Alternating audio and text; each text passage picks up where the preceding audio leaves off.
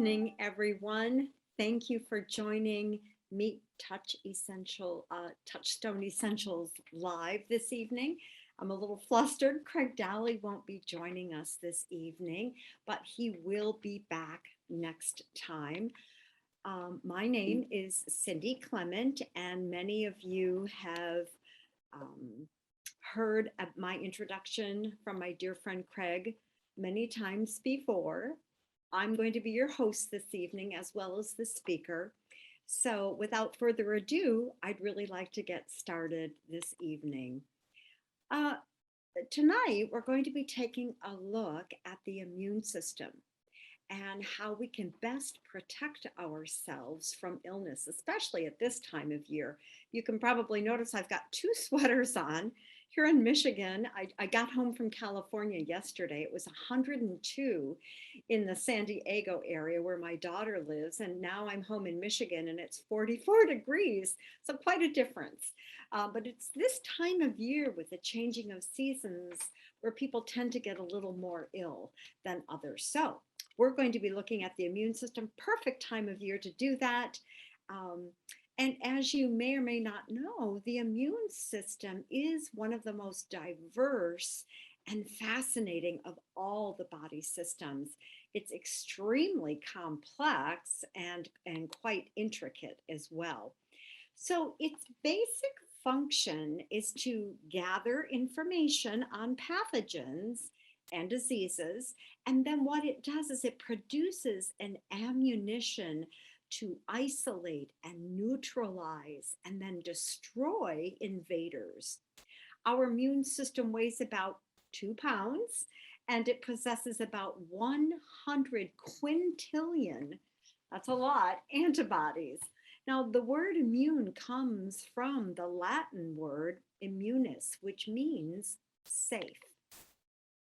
So again, as I mentioned tonight, we're going to take a quick look at the organs of the immune system, which will include the tonsils, the thymus, our spleen, the lymphatic system, our bone marrow, our gut-associated lymphoid tissue, known as GALT, as well as our appendix. So let's begin with the tonsils, up at the top and work ourselves down.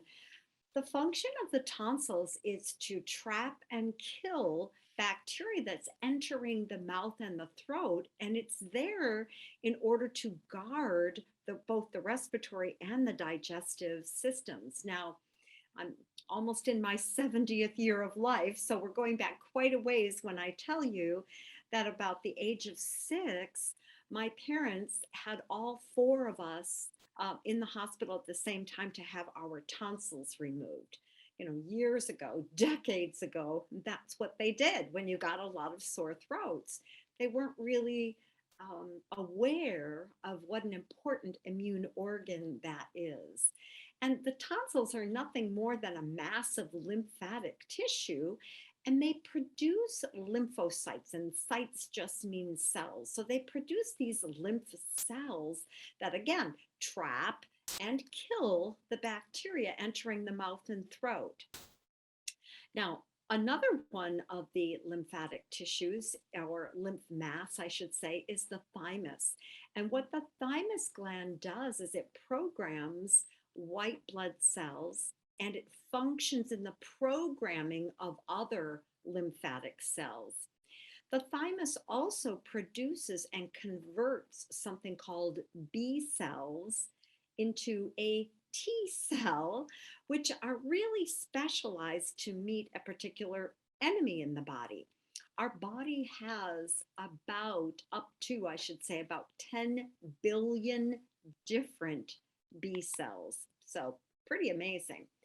The thymus also produces the hormone thymosin, and that acts, the thymus itself acts as an incubator for the maturation of these T cells, whereas the thymosin is a hormone that promotes the development of these T cells from stem cells.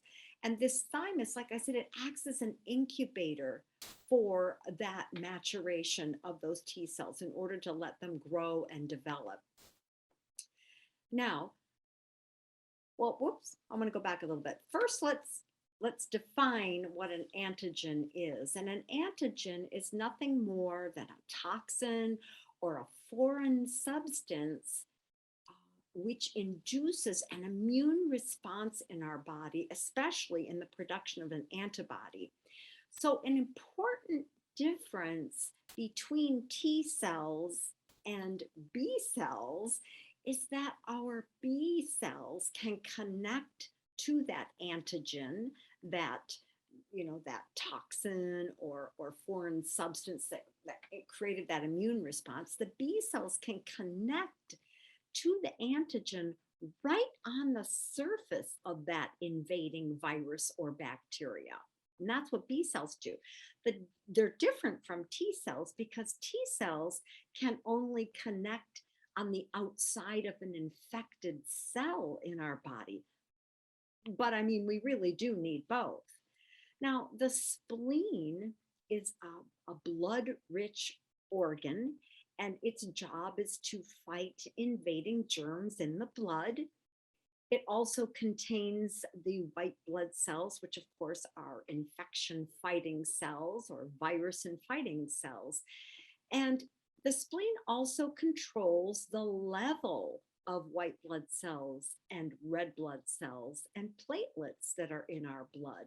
It also functions to filter microbes and debris from the bloodstream. But one of its very most important functions is to destroy old, worn out red blood cells and produce and store white blood cells. And again, like I said, it is a blood reservoir. So it has a lot of different functions in the body. Now, the lymphatic system, wow, what a system. See the little green nodes, those little balls in that illustration there? Those are the lymph nodes. And what they are gathering points throughout the body where the lymph fluid travels to unload toxins and microbes for cleansing. Now the fluid goes through the node, it's kind of filtered out, but before that lymph fluid then re-enters the bloodstream, the bacteria and the invading organisms, we'll call them, are filtered out from the blood in the lymph fluid, and they're destroyed so they can't recirculate in the body. Now, I remember as a child when I would get all these strep throats and sore throats, the lymph nodes in my neck would always swell up like they do when someone has mononucleosis. So these nodes are really important. And as the fluid leaves that node, it picks up more immune cells to carry to different various parts of the body. Now, the lymphocytes, again, that just means a site is a cell. So a lymph cell also has specialized white blood cells that are developed in our bone marrow. We have phagocytes, and phagocytes are, phago means to eat up. So a phagocyte specializes, these are all different cells in our immune system. The phagocytes find and eat bacteria, viruses, and dead or injured body cells. As I mentioned before, we have T cells, and they're the drivers and the coordinators of the immune defense, and they activate B cells and killer T cells. And so a killer T cell it's a type of immune cell that can kill foreign cells, cancer cells, or cells infected with a virus.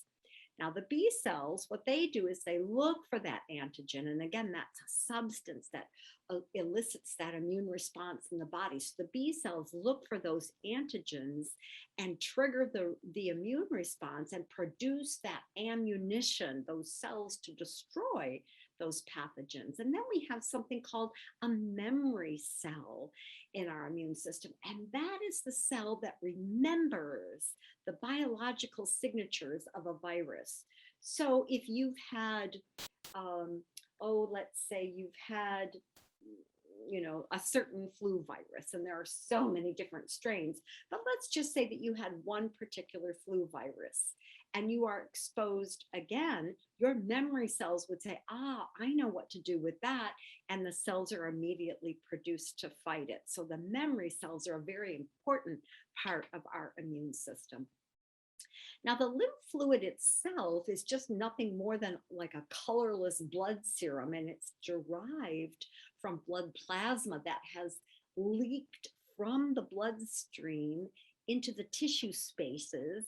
And then it's recovered by a network of these tiny lymph vessels that separate it from the bloodstream. And this fluid then brings with it these tissue toxins, any excess fluid.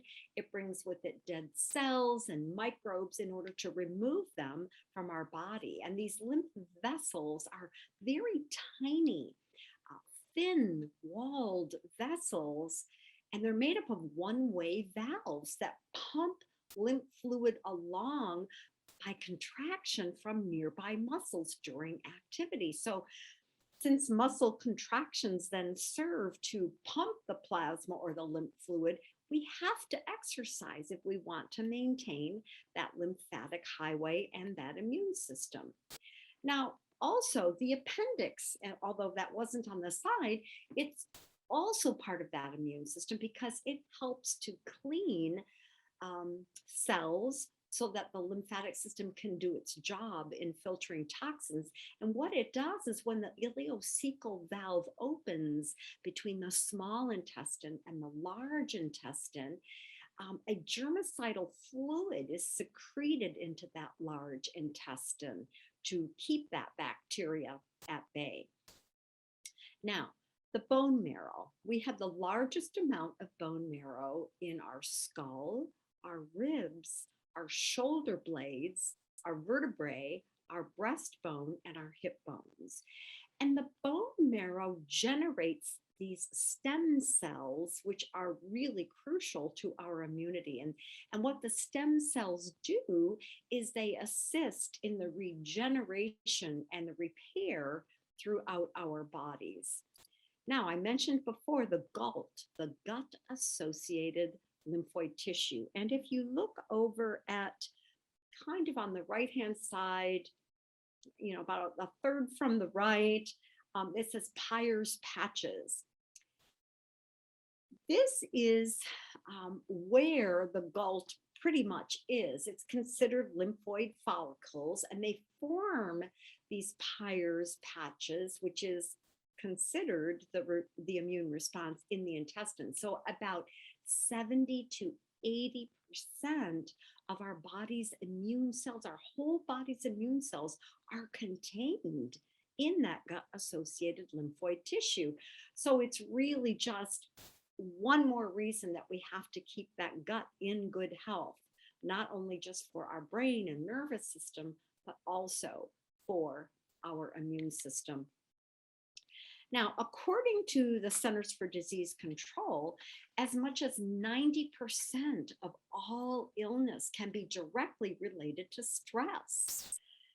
And what stress does then is it breaks down the defenses of the immune system, and it kind of opens the door to these injurious invaders. Stress also has a profoundly negative effect on the body's nutrient stores, which is why we often feel so depleted and lacking energy during times of stress. Stress also rapidly uses up essential nutrients as part of the body's stress response.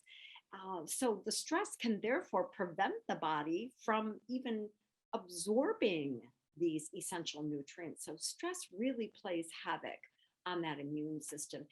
It can have a number of physical effects on the body, as you very well know, but it can also slow down your digestive processes and increase inflammation. It can also inhibit your sleep patterns. And although a lot of people don't realize this, stress can also, like I mentioned before, affect how you absorb certain nutrients into your body, and again, lead to a whole host of unpleasant symptoms such as fatigue and mood disorders, muscle pain, and also stress shrinks that thymus gland. Now we have another immune system concern, which would be toxic exposure. It's estimated that 85% of all debilitating diseases are closely related to toxic pollution present in our environment, whether it is from the chemicals that surround us to cleaning agents, maybe mold, pollutants, pesticides. These toxins cause free radical damage. And free radicals, what they do is they steal an electron from a cell, a neighboring cell, which disrupts and destabilizes that cell and causes this chain reaction to move throughout the body from cell to cell, destroying our cell membranes. And it's the cell membrane that has to stay intact for the body to be healthy.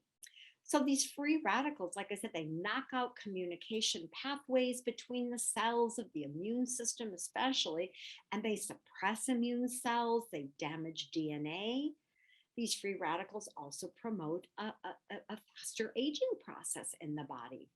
And lastly, another concern with nutrient depletion would be the foods that we're eating that are lacking the nutrients in the first place. I mean, there's no question in an immune system that that you can tell when one is well fed, well nourished, because their immune system is influenced by your overall health. So if you're eating well and you're taking your supplements and you're exercising and you don't have a lot of stress, or you've learned to deal with your stress, your immune system is going to be stronger in the long run.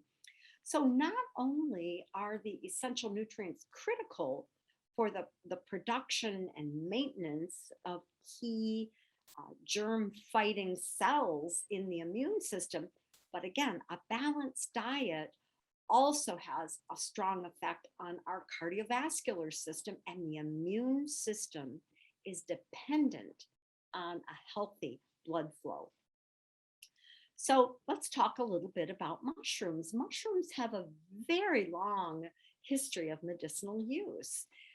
As far back as 2600 BC, the Egyptian hieroglyphics referred to mushrooms as the plant of immortality. In 2000 BC, mushrooms were actually found in the healing kit of one of the oldest human mummies. And even the writings of Hippocrates in 460 BC indicate their healing properties of these mushrooms. So the actual mushroom itself is called the fruit, or the fruiting body. And this fruiting body, if you will, it produces those spores. If you've ever been in the forest and you've seen these big mushrooms and you just had to put your foot on one, and you notice when you do, that little burst of these little black dust looks like it comes out of it. Those are the mushroom spores themselves. And the spores then germinate and create a network of mycelium, which is almost like roots, but it looks like a spider web. And this mycelium eventually produces a pinhead, which grows into a whole new mushroom, and that life cycle continues to grow. So the mycelium, that network, that web, if you will, it accumulates and stores and redistributes nutrients to the plant. So some of the benefits, the known benefits of mycelium, are increasing one's innate immune cells for protection, activating white blood cells for immune strength, as well as regulating immune cell compounds for that balanced immune response. So mushrooms, very well documented for their immune properties. Now, beta glucans stimulate the activity of the macrophages, which are those versatile immune cells. They can ingest and demolish those invading pathogens and stimulate other immune cells to attack. But because the body doesn't produce beta glucans naturally, the only way to get them is through food sources. So typically beta glucans are found in sugar, in the sugars in the cell walls of bacteria and fungus and yeasts and algae and lichens and plants such as oats and barley. Now, in herbal medicine, an adaptogen is considered a natural substance that helps the body adapt to various types of stress. And these adaptogens then exert a normalizing effect upon the bodily processes. So, for instance, things like rhodiola rosea or eleuthero, they are both adaptogens. And remember, stress it's not only just a mental or an emotional stress like anxiety, depression, or anxiety or insomnia, but stress can also be physical. It could be an injury that you've had, surgery, an illness, or recovering from something, or even just a frantic lifestyle. So we need these adaptogens because they help our body adapt to the stress and not use up a rapid amount of nutrients and lead us to depletion. Many of the studies have shown that eleuthero increase the ability of people to withstand stressors. And in this study, they used heat, noise, motion, and exercise as those stressors. And when they took the eleuthero, the subjects in this study experienced a normalization in mental alertness, and they had increased work output in their exercise program. Now, rhodiola rosea supports the functioning of the adrenal glands, and it encourages that healthy response to physical, emotional, and mental stresses. And how it does that is by supporting cortisol levels and other stress-related hormones. Now, numerous clinical studies have demonstrated a positive effect of rhodiola root extract on feeling better and a healthier mood. So, as we mentioned, stress rapidly depletes our nutrients, which means we require more of them in our daily diet.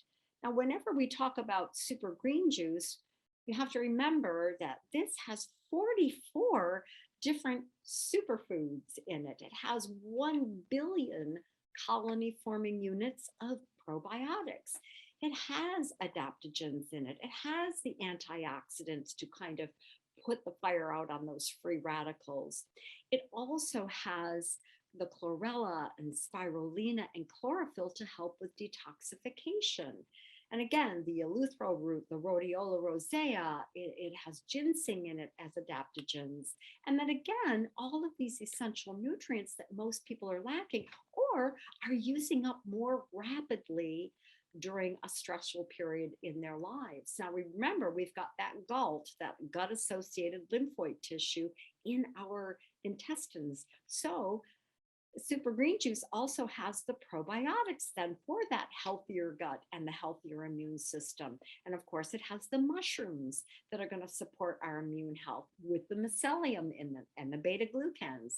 It also, as I mentioned, has the antioxidants, which again are that antidote to the free radicals.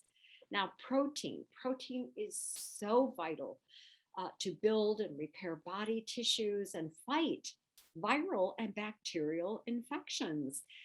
The immune system's antibodies and their white blood cells rely on protein. So too little protein in the diet can lead to symptoms of weakness, fatigue, and even poor immune status. It's really well documented that protein malnutrition, so not getting enough protein at all, impairs the immune system and has particularly detrimental effects on that T cell system, which then increases our opportunities for infection in the body. Next, we have Super Greens Plus D, which has 5 billion colony forming units of probiotics for our gut health and also prebiotics in it. And the prebiotics, again, are just that food that allows our body to make its own. It's the material that our bodies use to make its own probiotics. But with the vitamin D in there, some of the studies have shown that the implications of a vitamin D deficiency on the immune system um, have become clearer in recent years. And in that context of a vitamin D deficiency, there appears to be an increased susceptibility to infection and viruses. So again, super greens plus D, we've got to have our protein, we've got to have all this stuff to stay healthy, especially at this time of year. Now, toxins do affect the immune system. VOCs, volatile organic compounds, have been shown to create impairment and or damage to the immune system. The organophosphate pesticides can bioaccumulate in the body and negatively affect immune functioning. PCB exposure can result in immunosuppressive effects and an earlier atrophy of the thymus gland. BPA has been found to suppress the immune system, and triclosan, which is like a sanitizer. A lot of triclosan in our hand sanitizing products, but triclosan itself can suppress the development of the entire immune response in infants and children. So it's imperative that we detoxify on a daily basis. And as you may or may not know, but I'm sure you do, zeolites are a natural supplement that work at the cellular level to safely remove metals, heavy metals, and toxins and things that are accumulated in our everyday life and take them, remove them from the body in our urine and in our stool. So let's get them out of the body, protect the health of our immune system and other body systems as well. Now, the endocannabinoid system, as you know, is a very important system, and the endocannabinoids are responsible for regulating many functions in the brain and the body, including but not limited to our body temperature, sleep, energy, pain, pleasure, stress response, as well as our immune response. There's a peer-reviewed journal called Proceedings of the National Academy of Sciences, and in their publication, they stated that the endocannabinoid system acts as a regulator of the immune homeostasis in the gut. Homeostasis, keeping it in balance, keeping it in balance. So we have to get enough, we have to feed our endocannabinoid system with cannabis is basically what it comes down to. So using our CBD products to help enhance that. In the peer-reviewed Journal of Current Pharmaceutical Design, another journal, they actually published a paper that said the activation of both the CB1 and the CB2 endocannabinoid receptor sites are important for a number of physiological processes that regulate our immune function. So again, we've got a number of different CBD products in varying strengths, full spectrum, broad spectrum, no THC, the legal limit of THC. So all of these products are just excellent at supporting that immune response. Now, according to the British Journal of Nutrition, they say that adequate intakes of micronutrients are required for the immune system to function efficiently, as these micronutrient deficiencies can suppress our immune system. So remember, only 20 to 30% of your health issues really can be attributed to your genes, and the rest is up to you. So we need to take these supplements in order to keep our nutrition at an optimal level. So if we can get our super green juice and provide those nutrients necessary that we need with those 44 different superfoods, if we can get our adequate protein that is so desperately needed for immune cell production, get the extra vitamin D and probiotics in the super greens plus D, use our zeolites, clenoptonolite, to detoxify our bodies, and then feed our endocannabinoid system with CBD, folks, you've got it made. So, um, please, thank you for joining us tonight, but please remember to join us on October 7th because we're going to take an in-depth look at the digestive system and why enzymes are so important for that body system health. Really, thank you so much for joining us this evening, and Craig will be back next time. Thanks so much.